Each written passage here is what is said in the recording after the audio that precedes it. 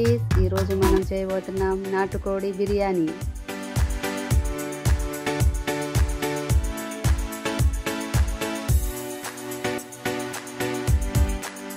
రెండు కేజీల నాటుకోడి మాంసాన్ని తీసుకొని శుభ్రంగా కడుక్కోవాలి. నాటుకోడి మాంసాన్ని ఒక బౌల్లో వేసుకొని 2 స్పూన్ల కొబ్బరి,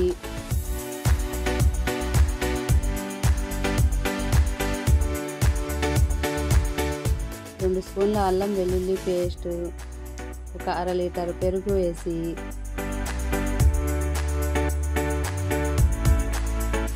తగినంత ఉప్పు వేసి 2 టీ స్పూన్ల కారం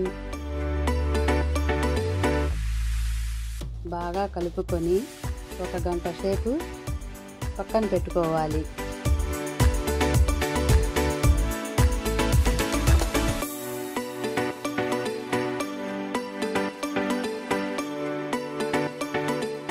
ఇప్పుడు ఒక కుక్కర్ తీసుకొని ముందుగా రెడీ చేసుకున్న చికెన్ని ఇందులో వేసుకొని మూత పెట్టి ఒక 10 విజిల్స్ వచ్చేంత వరకు ఉడకనివ్వాలి. నాటుకోడి బిర్యానీలో కలియా లేకపోతే అసలు టేస్టే ఉండదు. చూడండి కలియా ఎంత చక్కగా తయారయ్యిందో.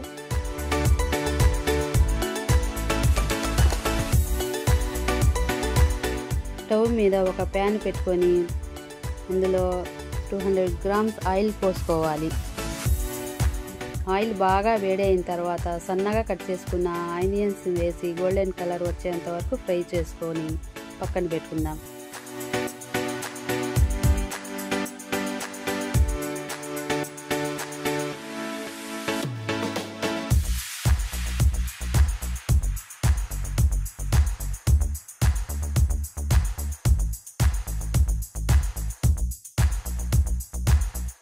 మళ్ళీ అందులో జీడిపప్పుని కూడా వేసుకొని గోల్డెన్ కలర్ వచ్చేంత వరకు ఫ్రై చేసుకుందాం. ఫ్రై చేసుకున్న ఆనియన్స్ ఆయిల్ని బిర్యానీలో వేసుకుంటే బాగా టేస్టీగా ఉంటుంది.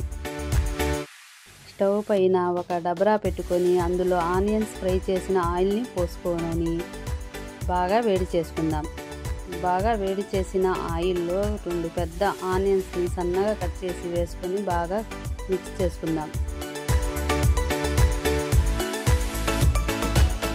చూడండి ఆనియన్స్ ఎలా ఫ్రై అవుతున్నాయో.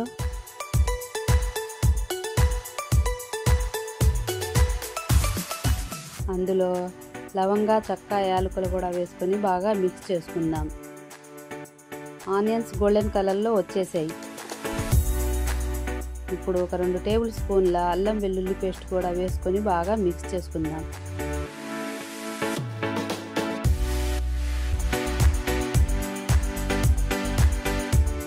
అందులో ఒక 10 పచ్చిమిర్చిని కూడా వేసుకొని బాగా మిక్స్ చేసుకోవాలి.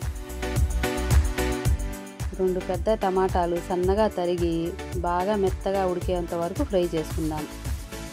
అందులో సన్నగా తరిగిన పుదీనా, కొత్తిమీర వేసుకొని బాగా మిక్స్ చేసుకోవాలి.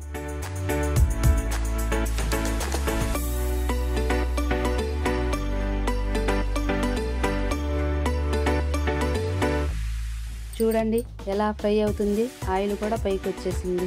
ముందుగా ఉడికించి పెట్టుకున్న చికెన్ను అందులో వేసి ఒక 10 నిమిషాల పాటు మూత పెట్టి ఉడకనిద్దాం.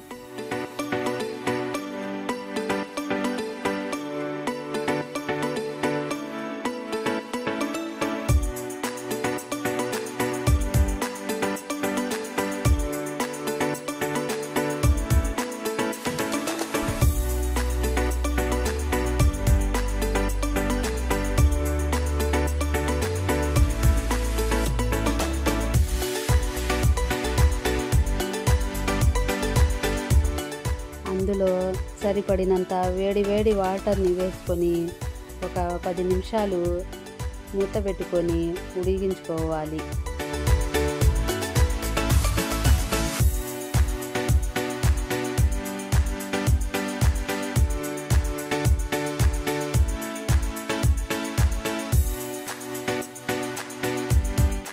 అందులో 1.5 కేజీ బాస్మతి రైస్ కూడా వేసుకొని ఒక 2 నిమ్మకాయల రసం వేసుకొని బాగా కలుపుకొని ఒక 10 నిమిషాలు మూత పెట్టి ఉడకనిద్దాం.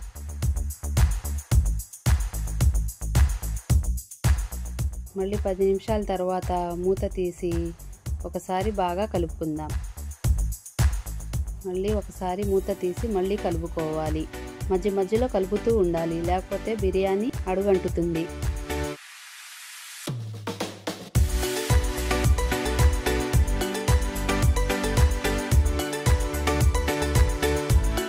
ఇప్పుడు బిర్యానీ దమ్కి వదిలేద్దాం.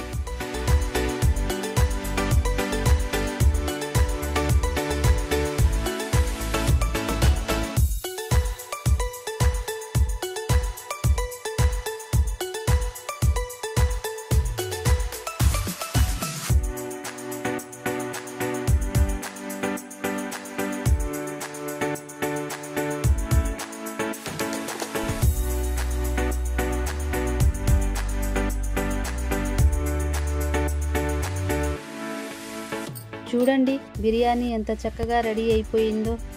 చాలా టేస్టీగా బిర్యానీని కొత్తిమీరతో గార్నిష్ చేసుకుందాం. ముందుగా ఫ్రై చేసుకున్న ఆనియన్స్ని కూడా పైన గార్నిష్ చేసుకుందాం.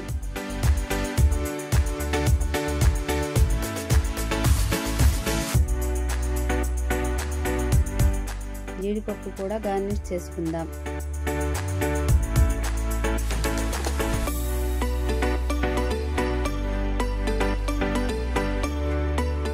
చూడండి నాటుకోడి బిర్యానీ ఎంత టేస్టీగా ఎంత చక్కగా ఉందో.